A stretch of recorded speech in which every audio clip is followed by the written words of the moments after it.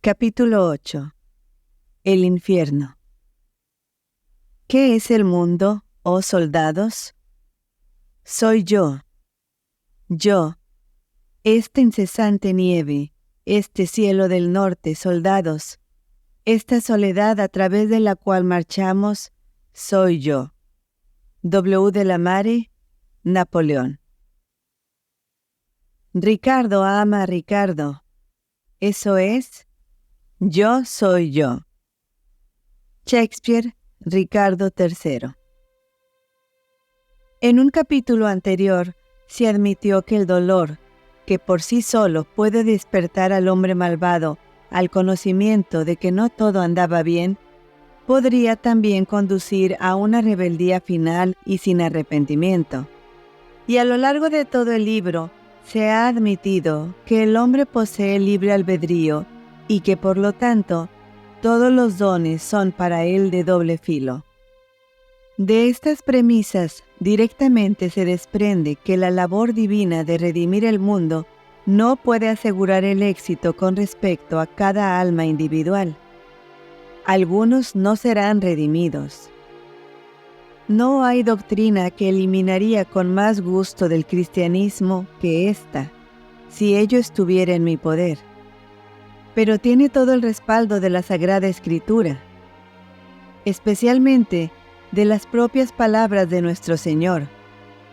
Siempre ha sido sostenida por la cristiandad y tiene el respaldo de la razón. Si se juega un juego, tiene que ser posible perderlo. Si la felicidad de una criatura está en el abandono de sí, nadie más que ella misma puede llevarlo a efecto, a pesar de que muchos pueden ayudarle a hacerlo. Y puede rehusarse a ello. Pagaría cualquier precio para poder verdaderamente decir, todos se salvarán, pero mi razón responde, ¿sin su voluntad o con ella? Si digo, sin su voluntad, percibo de inmediato una contradicción. ¿Cómo puede el acto supremo de voluntad, el abandono de sí, ser involuntario? Si digo, con su voluntad, mi razón responde, ¿cómo? Si no quieren ceder. Los sermones dominicales acerca del infierno, al igual que todas las frases dominicales, están dirigidas a la conciencia y a la voluntad, no a nuestra curiosidad intelectual. Cuando nos han animado a actuar, convenciéndonos de una posibilidad terrible, han hecho probablemente todo lo que tenían la intención de hacer.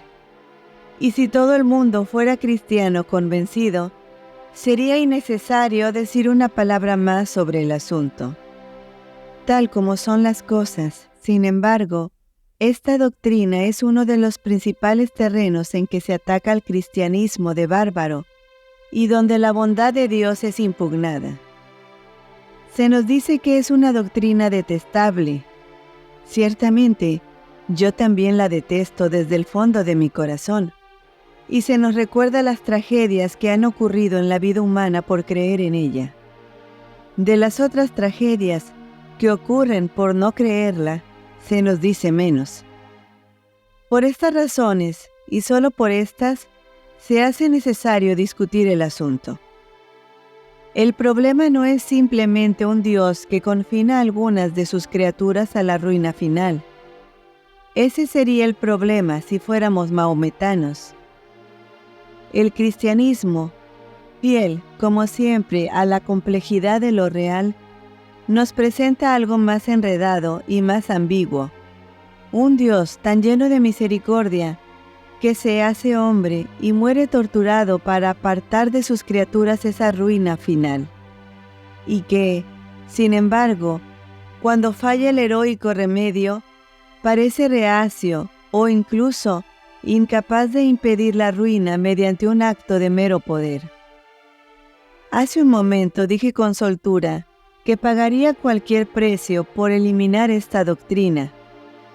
Mentí. No podría pagar ni una milésima parte del precio que Dios ya ha pagado para eliminar el hecho. Y aquí está el problema real. tanta misericordia y aún así hay infierno. No trataré de probar que la doctrina es tolerable. No nos equivoquemos, no es tolerable. Pero creo que se puede mostrar que la doctrina es moral mediante una crítica a las objeciones que comúnmente se hacen o sienten contra ella. En primer lugar, existen en muchas mentes una objeción a la idea de castigo retributivo como tal. Esto se ha tratado, en parte, en un capítulo anterior. Allí se sostuvo que todo castigo se volvía injusto si se eliminaban las ideas de merecido y retribución, y se descubrió un fondo de justicia dentro de la propia pasión vengativa. En aquella exigencia de que el hombre malvado no quede absolutamente satisfecho con su propio mal, en que debe hacerse que aparezca ante él tal como aparece justamente ante los demás. Maldad. Dije que el dolor implanta la bandera de la verdad dentro de una fortaleza rebelde. Hablábamos entonces acerca de ese dolor que puede aún llevar al arrepentimiento. ¿Qué pasa si no es así? Si nunca se lleva a cabo otra conquista más que implantar la bandera. Tratemos de ser honestos con nosotros mismos. Imagínese un hombre que ha llegado a la riqueza o el poder mediante un continuo procedimiento de traición y crueldad, explotando las emociones nobles de sus víctimas para fines puramente egoístas, riéndose mientras tanto de su simpleza. Alguien que, habiendo así alcanzado el éxito, lo usa para satisfacer la codicia y el odio, y finalmente se desprende del último resto de honor entre los ladrones, traicionando a sus propios cómplices y burlándose de sus últimos momentos de perpleja desilusión.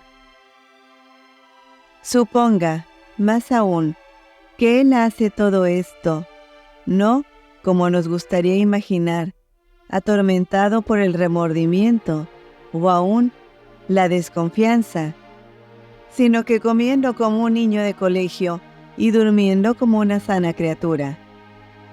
Un alegre hombre de rosadas mejillas, sin preocupación alguna en el mundo, firmemente confiado hasta el final en que solo él ha encontrado la respuesta al enigma de la vida, que Dios y el hombre son necios de quienes ha sacado lo mejor, que su forma de vida es absolutamente exitosa, satisfactoria e inexpugnable. Debemos ser cautos en este punto. La menor concesión a la pasión de venganza es pecado mortal. La caridad cristiana nos aconseja hacer todos los esfuerzos posibles por convertir a este hombre, preferir su conversión, a riesgo de nuestra propia vida, quizá de nuestra propia alma, a su castigo, preferirla infinitamente. Pero ese no es el asunto. Suponiendo que no quiera que se le convierta, ¿qué destino en el mundo entero puede considerar adecuado para él? ¿Puede usted realmente desear que tal hombre, permaneciendo lo que es, y él debe poder hacerlo si es que tiene libre albedrío, fuese confirmado para siempre en su actual felicidad, que continuará estando convencido por toda la eternidad de que es él quien gana la partida? Y si usted no puede considerar esto como tolerable, ¿es solo su maldad, solo rencor, lo que le impide hacerlo? ¿O es que usted encuentra que el conflicto entre la justicia y la misericordia, el que a veces le ha parecido una muestra tan anticuada de teología, están en este momento obrando en su mente, y siente como si éste le viniera de arriba y no de abajo? Usted obra no por un deseo de ver a la despreciable criatura sufrir, sino que por una exigencia verdaderamente ética de que, tarde o temprano, el bien se imponga, que la bandera sea implantada en esta alma horriblemente rebelde, aunque no haya después una conquista más plena y mejor. En cierto sentido, es mejor para la criatura misma, aun cuando jamás se vuelva buena, se sepa un fracaso y un error. Incluso la misericordia apenas si puede desear a ese individuo su eterna y satisfecha permanencia en tan fantasmagórica ilusión. Tomás de Aquino dijo del sufrimiento, tal como Aristóteles dijera de la vergüenza, que era algo no bueno en sí, sino algo que podía poseer, en particulares circunstancias, una cierta bondad. Es decir, si el mal está presente, el dolor de reconocerlo, al ser un tipo de conocimiento, es relativamente bueno, ya que la alternativa es que el alma ignorase el mal, o ignorase que el mal es contrario a su naturaleza. Cualquiera de ellos, dice el filósofo, es manifiestamente malo, y me parece que aunque nos haga temblar, estamos de acuerdo. El exigir que Dios deba perdonar a tal individuo, mientras éste continúa siendo lo que es, se basa en una confusión entre disculpar y perdonar. Disculpar un mal es simplemente ignorarlo, tratarlo como si fuese bueno. Pero el perdón necesita ser aceptado y ofrecido, si es que ha de ser completo, y un hombre que no admite culpa no puede aceptar perdón. He comenzado con el concepto de infierno como un castigo positivo, retributivo, impuesto por Dios, porque esa es la forma bajo la cual la doctrina es más repulsiva. Y yo deseaba abordar la objeción más fuerte. Pero, por supuesto, a pesar de que nuestro Señor, a menudo, habla del infierno como una sentencia impuesta por un tribunal, Él, en otro lugar, dice que el juicio consiste en el propio hecho de que los hombres prefieran las tinieblas a la luz, y que no Él, sino su palabra, juzgará a los hombres. Quedamos entonces en libertad, dado que, a la larga, estos dos conceptos significan lo mismo, de pensar en la perdición de este hombre malo, no como una sentencia que le ha sido impuesta, sino como el simple hecho de ser lo que él es. La característica de las almas condenadas es su rechazo de todo aquello que no sea ellos mismos. Nuestro egoísta imaginario ha intentado convertir todo lo que encuentra en una rama o apéndice del yo. El gusto por el otro, es decir, la capacidad misma de disfrutar el bien, se extingue en él, excepto en cuanto que su cuerpo aún lo empuje a cierto rudimentario contacto con el mundo exterior. La muerte elimina este último contacto. Él obtiene su deseo, vivir completamente en el yo y sacar el mejor partido posible de lo que allí encuentre. Y lo que allí encuentra es el infierno. Otra objeción fija la atención en la aparente desproporción entre la condenación eterna y el pecado transitorio. Y si pensamos en la eternidad como una simple prolongación del tiempo, es desproporcionado, pero muchos rechazarían esta idea de eternidad. Si pensamos en el tiempo como una línea, que es una buena imagen, porque las partes del tiempo son sucesivas y no hay dos de ellas que puedan coexistir. Por ejemplo, no hay anchura en el tiempo, solo hay longitud. Probablemente deberíamos pensar la eternidad como un plano o incluso un sólido. Luego, toda la realidad de un ser humano estaría representada por una figura sólida. Ese sólido sería, principalmente, obra de Dios, que actúa por medio de la gracia y de la naturaleza. Pero el libre albedrío humano habría contribuido con la línea de base que llamamos vida terrenal. Y si usted traza su línea de base torcida, todo el sólido se encontrará en el lugar equivocado. El hecho de que la vida es corta, o en el símbolo de que nosotros solamente contribuimos con una pequeña línea a la figura compleja total, puede considerarse como un favor divino, ya que si incluso el trazo de esa pequeña línea, dejado a nuestro libre albedrío, es a veces tan mal hecho que estropea el todo, ¿cuánto más habríamos estropeado la figura si se nos hubiese encomendado más? Una forma más simple de la misma objeción consiste en decir que la muerte no debería ser el fin, que debería haber una segunda oportunidad. Creo que si fuera probable que 1.000.000 de oportunidades hicieran bien, éstas se nos darían. Pero un maestro frecuentemente sabe, aun cuando los muchachos y los padres no, que en realidad es inútil mandar a un muchacho a dar un cierto examen nuevamente. El fin debe llegar alguna vez, y no se requiere una fe muy robusta para creer que la omnisciencia sabe cuándo. Una tercera objeción fija la atención en la pavorosa intensidad de las penas del infierno, tal como lo sugiere el arte medieval y ciertamente algunos pasajes de la Escritura. Von Hugel aquí nos advierte no confundir la doctrina propiamente dicha con las imágenes mediante las cuales se puede transmitir. Nuestro Señor habla del infierno bajo 3 símbolos. Primero, aquel de castigo, eterno suplicio, Mateo 25:46. Segundo, aquel de destrucción, temed al que puede arrojar alma y cuerpo al infierno, Mateo 10:28.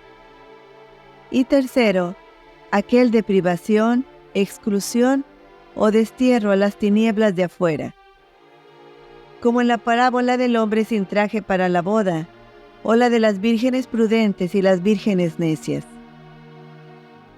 La imagen frecuentemente del fuego es significativa, porque combina las ideas de tormento y destrucción.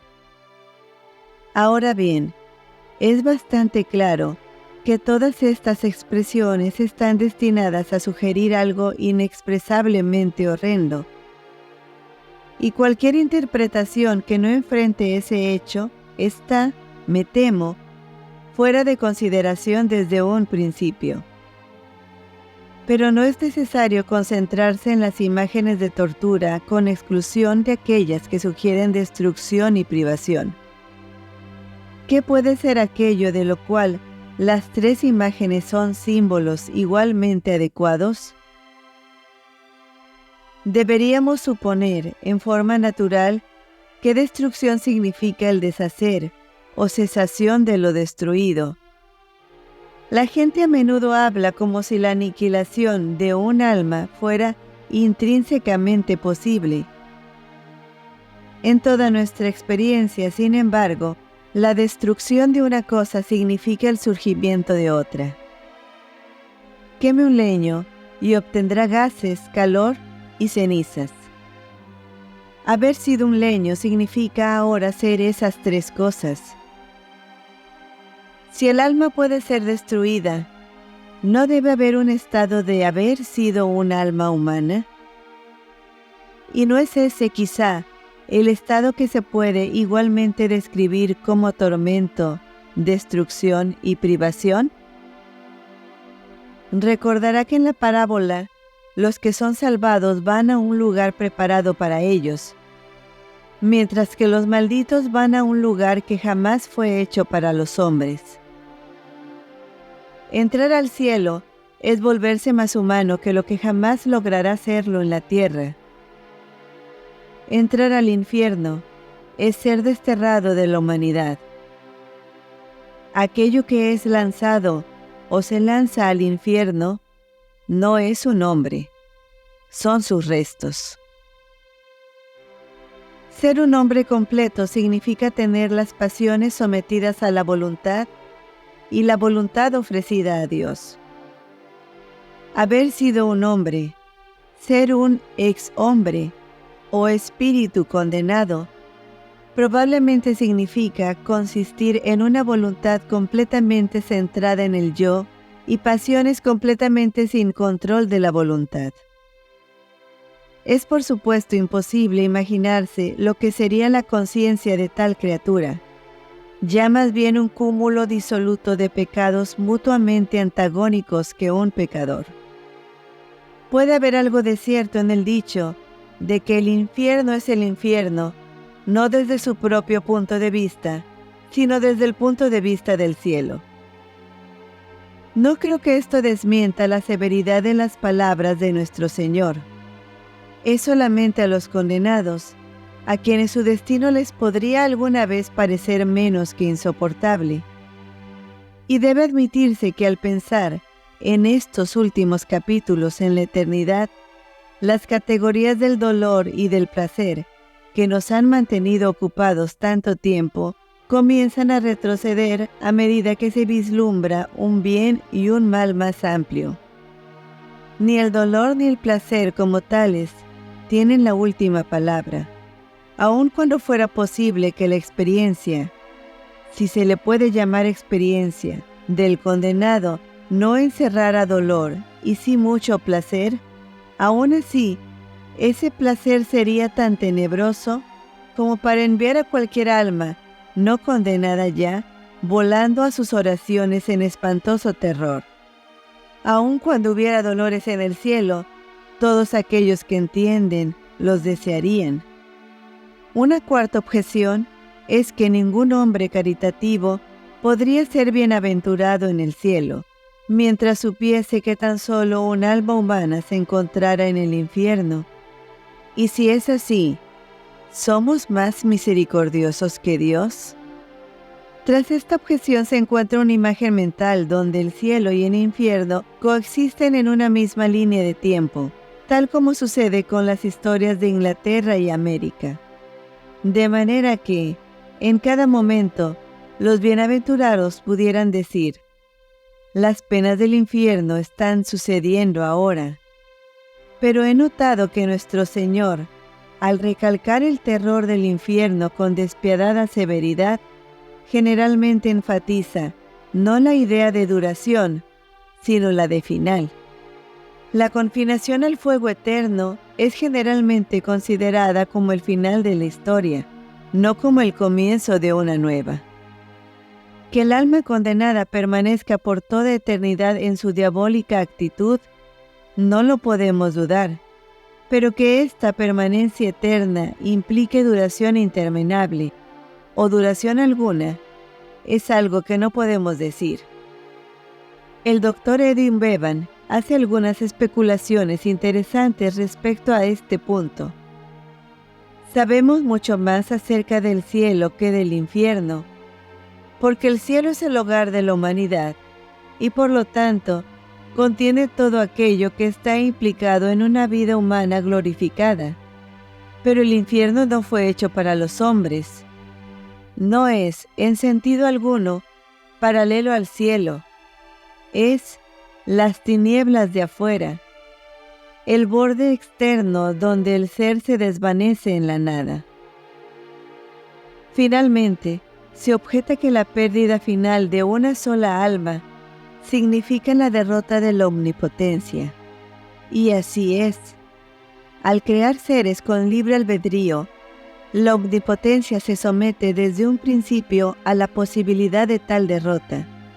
Aquello que usted llama derrota, yo lo llamo milagro, porque hacer cosas que no sean uno mismo y volverse así capaz de ser combatido por su propia obra es, de todas las hazañas que atribuimos a la deidad, la más sorprendente e inimaginable. Creo gustosamente que los condenados son, en cierto sentido, exitosos.